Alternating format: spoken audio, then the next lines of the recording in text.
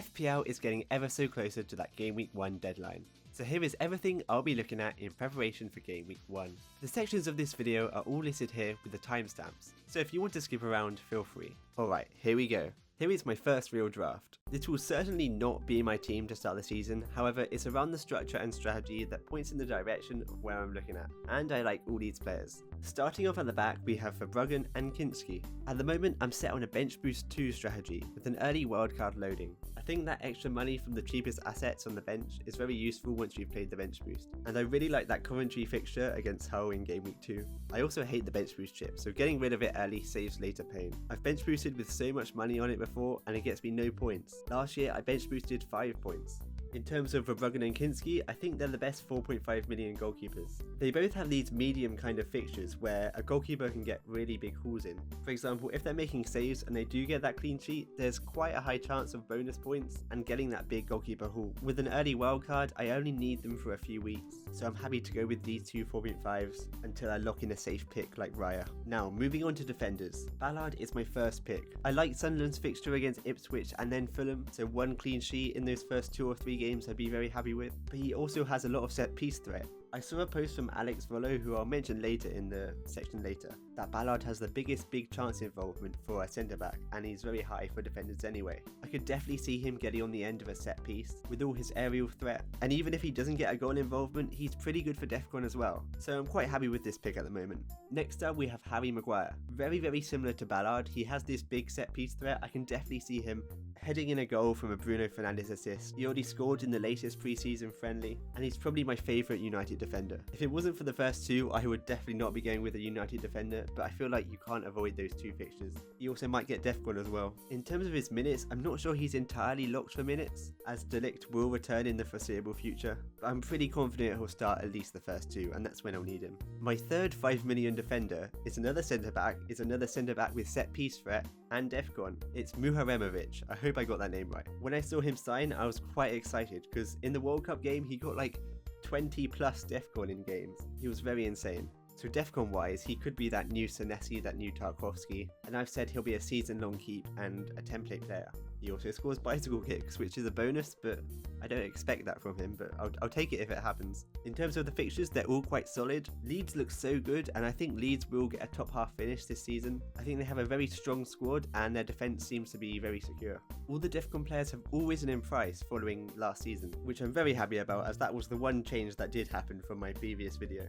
So we kind of have to find these new Defcon players at 5 million and 4.5, and I think these 5 millions are the best kind of cheap Defcon players. There is Rodon, who's a little bit cheaper, or Aya for Brentford, but I think these 5 millions are the best I can find for the low price kind of. My final 2 defenders are Thomas and Van Uwijk. Hopefully I got that one right as well. This is completely for a Game Week 2 bench boost. I feel like if I'm going to back Coventry defence against Hull, I may as well get 2 and go for the double up. I think a popular opinion is Hull will be quite terrible. Ipswich not too good either. And since Bowen left and I don't really support a Premier League team, I feel like backing Coventry is the way to go. If any team's going to replicate what Sunderland did last year, I can see it being Frank Lampard's Coventry. I've chosen Thomas because he's quite good for Defcon, and Van Uwijk just for that upside. He has a lot of attacking potential, got quite a few assists last season and goal involvements. So if you're going for that one fixture, why not try and target it with the high upside player? My strategy could change from bench boost 2, but I've been pretty locked on this, so I have a feeling it might stick. Okay, moving into midfield. Let's start off with the 2 Man United players, Bruno Fernandes and Mbeumo. Bruno Fernandes, what is there to say? He broke the assist record last season and he was on fire, scoring points every week it seemed. Against what seems to be the 2 worst teams in the league on the first day, I'd love to try and avoid him, but you just can't. If it wasn't those 2, I feel like I might dodge Bruno Fernandes, and there's still a chance I don't go for him, but I feel like I'm just setting myself up for failure if I do. He has missed 2 pens recently, and his form in the World Cup wasn't amazing, but I feel like we can't judge of the World Cup in a completely different system.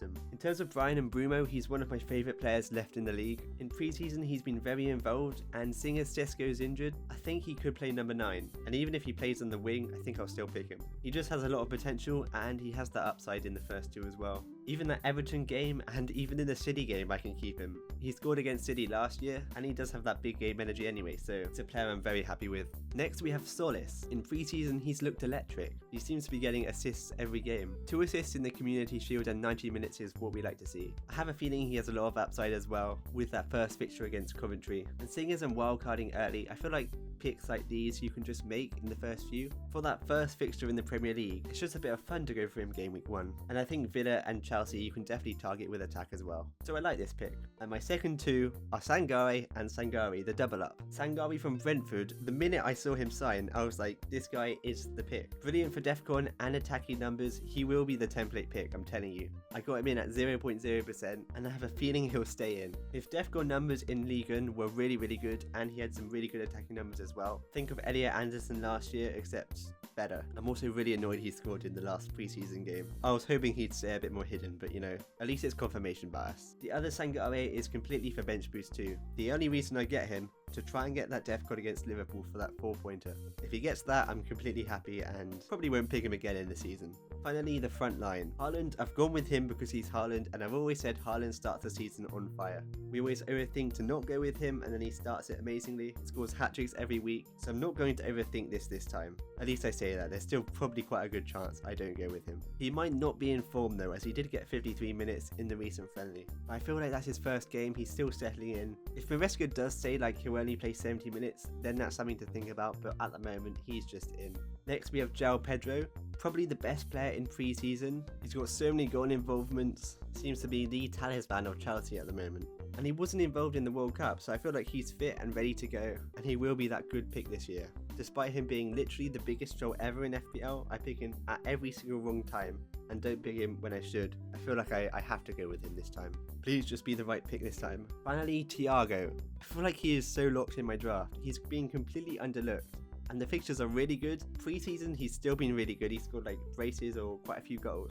He's on pens, he's locked for minutes. I don't really have anything bad to say. I'm not sure why he is being so underlooked. I think because of Calvert-Lewin, people aren't going with him, and we will talk about Calvert-Lewin in a second. And he shown he has that ability to consistently return every week. So once again, I'm going for that upside. Overall, this is the happiest draft I've been with so far. I think I probably will change quite a few players, but this is balanced and it has a lot of targeting to the first few games, which suits my strategy.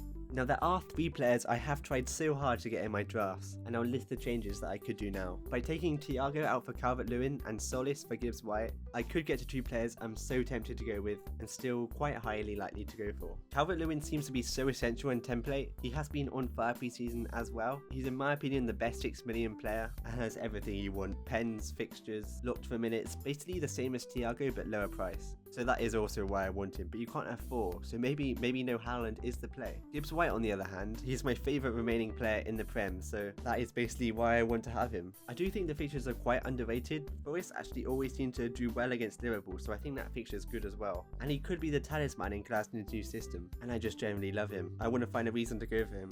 I think he'll have a great season, but first few weeks, with that 8 million price tag, it's probably going to be a bit too difficult, but I'll try my best to try and get him in. Another switch I really want to do is Vuskovic instead of Muharemovic. Funnily enough, I said the prediction of the season is these 2 will be template when I saw both of these sign. Vuskovic in particular was so attacking last year in the Bundesliga. He was amazing for DEFCON, and I'm telling you, both of these players will be template. And I think Brighton will have a good season as well. Now I thought I'd add in this section to bring up some discussion points for players and teams and strategies that I haven't covered yet. Starting with Liverpool.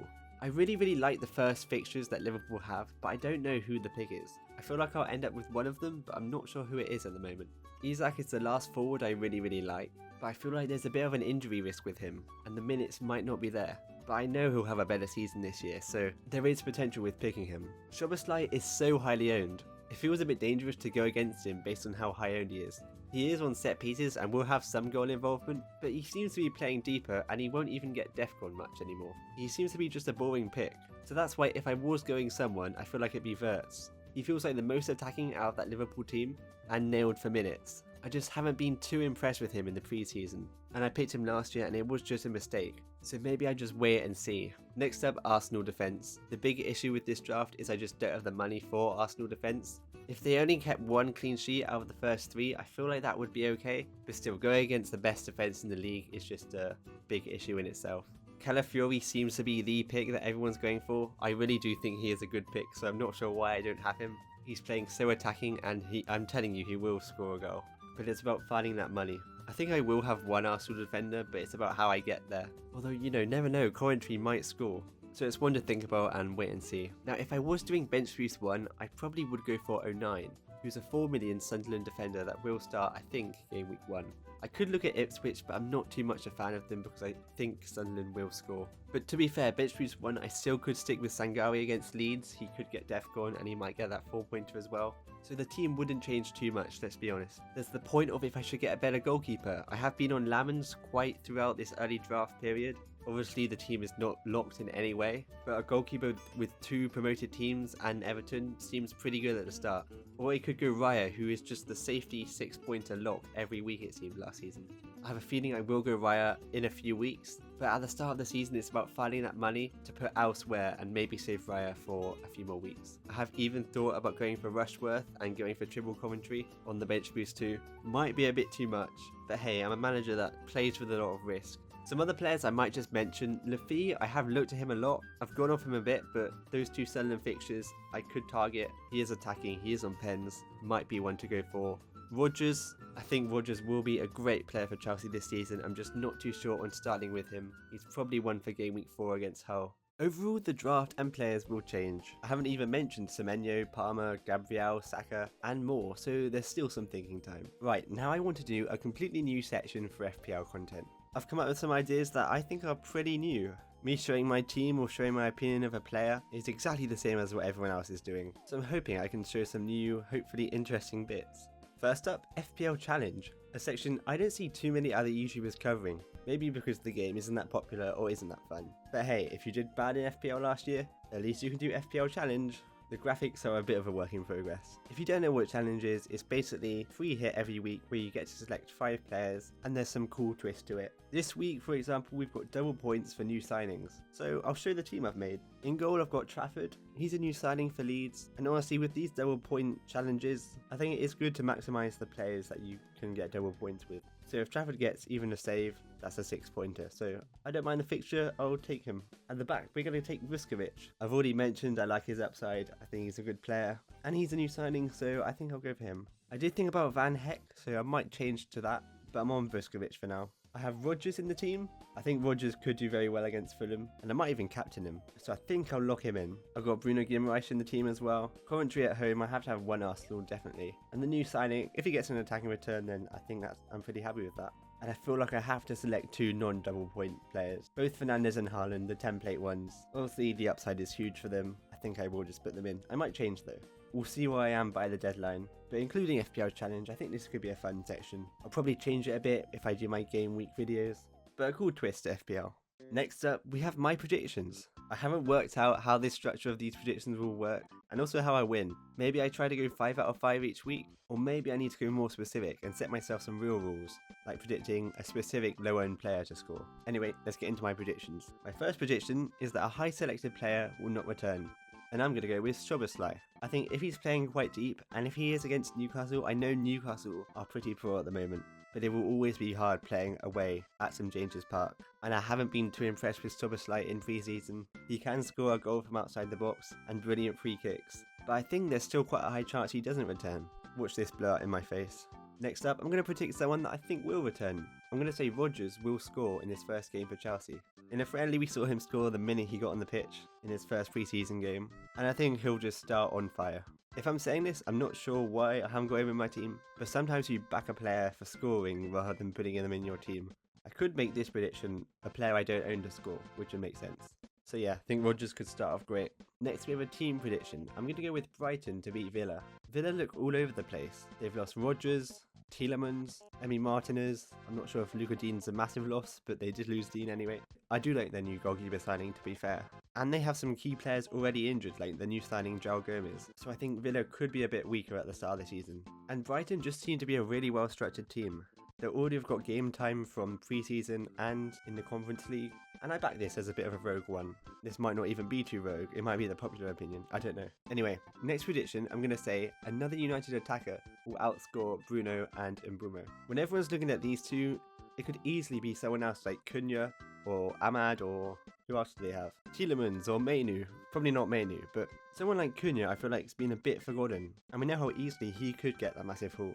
So I feel like this might be a bit risky, but someone else from that United attack could outscore those two. My final prediction is a centre-back to score, probably Maguire or Ballard, so I think I'll go Maguire. Obviously I back those two I just mentioned, but it just makes sense. I've said this before, Fernandes assist to Maguire, I can see it. So I'm thinking 5 predictions I'll do each week, and see how many I get right. Hopefully by the next few game week videos I sort out how this is going to work. Awesome. Now we move on to my GOAT tier list. You're probably thinking, what on earth is this? Well, I'm just going to rank all my FPL GOATs, the players that have always rewarded me, that I love and I hate, just so I can see how things change, and also don't forget where they were at this point. We'll start out at the bottom. This section I'm calling Never GOAT.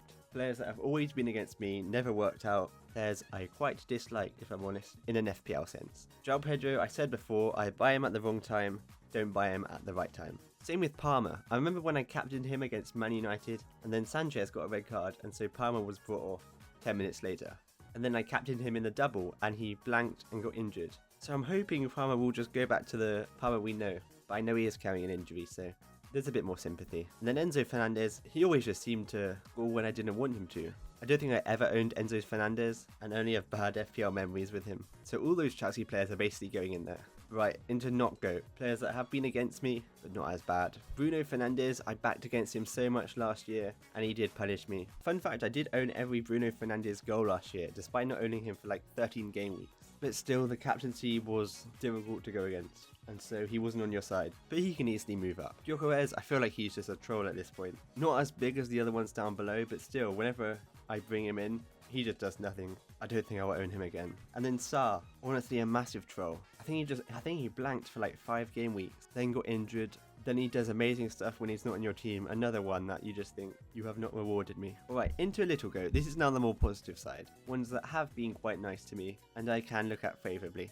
Munoz, he would have probably been in the higher tier a season ago. Obviously I backed with Munoz for so much of the season, and I did enjoy his goals, so he'll go there for now. Gabriel, he was just brilliant all season round, and he is here just because I brought him in like 2 game weeks before everyone else. So I remember when he scored 2 goals in a row and no one else did, which was a risk by me, but that's one of the few risks that paid off last season, so I was happy with that. And Bruno Guimaraes, oh my days, Bruno Guimaraes is one of the GOATs. He probably should be higher, but it feels weird now that I don't think I will own him again. There was a period where I selected him just roguely. No one else seemed to have mentioned him, and he just scored every single week or got an assist every single week over a period of like 5 game weeks. I think it might be even stretched to 10. And then when I got him back, he also did brilliant. So last season, he's one of the greats. I'll always remember him for that. Alright, now we go on to the higher section. A GOAT. Players who are brilliant but aren't as good as the GOAT. We're going with Mukiele as the third one. A 4 million differential defender last year, and literally every single week he did something. Defcon, assist, goal. For a 4 million defender, he did wonders. He must go down as one of the underdog greats in FPL. It was great for my team despite me doing rubbish, and I very much enjoyed owning him. Next, already mentioned Mbeumo, just one of my favourite players over the last few years, and he does always deliver whenever I bring him in. It just feels a bit different when he scores and he's in your team, so he will stay in a GOAT tier. And then Morgan Gibbs-White, probably my favourite remaining player in the Premier League. I think I only owned him a few game weeks last year, but he literally got massive hauls when I did. And I guess if I don't own him this year, or I don't own him for the start, at least seeing him score or get returns, I could still be happy seeing that. But yes, one of my favourites. But the GOAT, the favourite, is of course Jared Bowen. My favourite player, may have caused the decline of my season last year. I think I owned him 19 times, but when he did do well, oh, it was brilliant. Just the GOAT. I will be supporting him in the championship. He'll be in my EFL fantasy all year long, and he will get back to FPL next year, but he is cemented on the GOAT board as the GOAT. Alright, that might have been a bit weird, but hey, it's a fun section. It's good to know your GOATs. Right, my final section will be trying to predict every result in the Premier League. By this I mean predicting who's going to win or who's going to draw. I think the scorelines in themselves are a bit unpredictable. And honestly, getting all 10 is actually incredibly difficult, so I'm going to struggle every week with this. But here goes. I'm going to say Arsenal for the first game. Honestly, I think Coventry could get something, but Arsenal seem to be too strong, so I'll go Arsenal. Man United, I think Hull are very weak, and I back Man United, so we'll go there. Everton versus Palace, I was thinking about a draw, but I think I will edge Everton. I just haven't been too impressed with Palace recently. I think Everton will start strong. Ipswich Sunderland, I'm going to go Sunderland. Forest Leeds, I am so torn. I could go any way this way. I think Forest will start off strong. I think Leeds will start off strong. You know what? I'm going to go with a draw. Brentford Spurs, I think I'll edge Brentford on this one. I think they do just look really strong. I think Spurs will do better, but I favour Brentford a bit more. Brighton Aston Villa, this is my prediction. I think Brighton will win this one, as mentioned before. Man City Bournemouth. Honestly, I was so tempted to go draw, but I think Haaland always starts on fire, as I said, and maybe Bournemouth will take a bit of time to get in the flow of things. So I'll go steady on this. Newcastle Liverpool. Again, Newcastle always at St James's Park against Liverpool. Always could bring something, which is why I wanted to go draw or win for Newcastle. But I feel like the obvious choice is Liverpool, so I'll go Liverpool. And then Fulham Chelsea. I don't think Fulham will be that strong this year. I'm going to go Chelsea. Again, this section might change over the course of the game weeks. Might make it look a bit cleaner. Might iron out the rules a bit more. But we'll see if we ever get 10 in a game week. I feel like it'll be quite difficult, but yeah. If it does happen, that'll be insane. To end off the video, I just thought I'd put it out there, some really good sources and places I get my information that I'd recommend you definitely check out, both on Twitter and YouTube. First, there's Live FPL. I use this every game week. It shows so many cool stuff, like expected ownership, all your stats for the game week, how much a player might help you rise, and just about everything you can think of. It's very cool. I'd urge checking it out. Next, a few people on Twitter that are very, very useful to follow. There's Tom Hadley, who posts so much stuff related to DEFCON, bonus point roundups, and just general really interesting stats. Lots of information here, so I definitely recommend you check out Tom Hadley. I also love what Alex Vollo posts. So much in-depth preseason reports, DEFCON analysis, and so much information in general. So yeah, I do recommend Alex Vollo. And a final account on Twitter is FPL Meerkat. Every week he posts predicted lineups, which are very, very useful if you have some risky players. There's also stuff like positional trends and data graphs in general that I find very useful. So all those three on Twitter are vital for getting good information. A few different people on YouTube that I find very entertaining. FPL Nightmare, so fun watching his videos. And he presents lots of unique strategies as well. And FPL Ryan, very, very entertaining. Both of these have great reactions to the FPL game weeks and really show the ups and downs in FPL. Obviously there are always the big FPL content creators that I think everyone watches, and I watch a ton more smaller ones as well that I could point out. But those are just a few if anyone's interested. Obviously I'm quite a tiny channel, so I'm not sure why I'm acting like I'm giving shout outs. But hey, even if one person does go over and check out the other good stuff that's out there, then I would have helped someone. Alright, that's it for this video. By far my longest video and the one I've probably worked hardest for. I've learnt Premiere Pro and Photoshop and made the graphics, all in the last few weeks to try and get this out. So if you did enjoy, please do subscribe or like. Anyway, in terms of what I might be interested in doing on this channel in the future, I'm interested in live streams. Not deadline live streams, but more discussions, maybe a few games, and just reactions to the game week. Could be on Sundays, because I know there's a gap in Sunday morning that could work. And with this, I could do a match of the day challenge thing. As I won't be watching any games on Saturday, I can basically react to match of the day as I'm reacting to all the FPL scores. That could be fun. Or a Discord or a league we can definitely see later in the season. Awesome, that's it from me. See you in the next video.